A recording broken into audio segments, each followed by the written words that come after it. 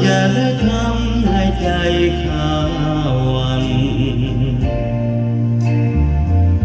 อยู่ยามเป็นมิ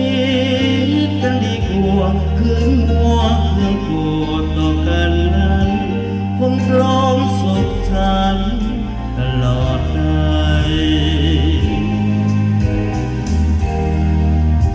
บางที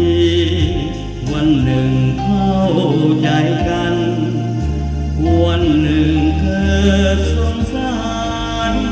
วันนั้นคงไม่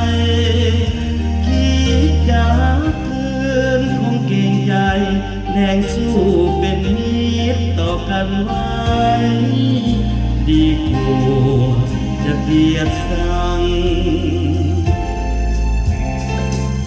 สูญสิ้นความรักก็จะใจดำ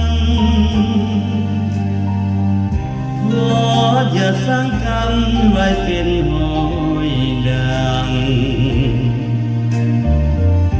ปล่อยความเจ็บแค้นให้สิ้นสุดหัวใจจงหยุดอย่าเมินมาเหมือนสีหากยังอย่าเกลียดกัน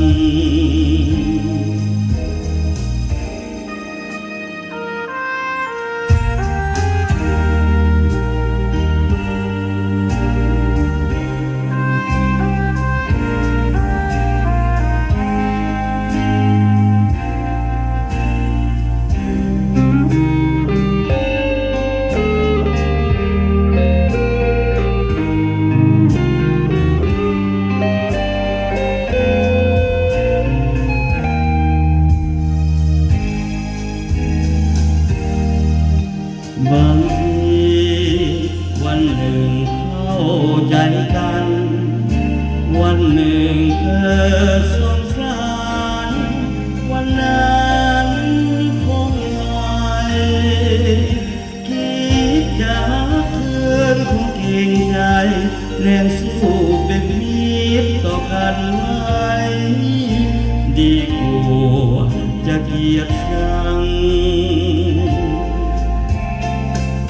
สูญสิ้นความรักก็จะใจดำขออย่าสร้างกรรมไว้เป็นหอยดัง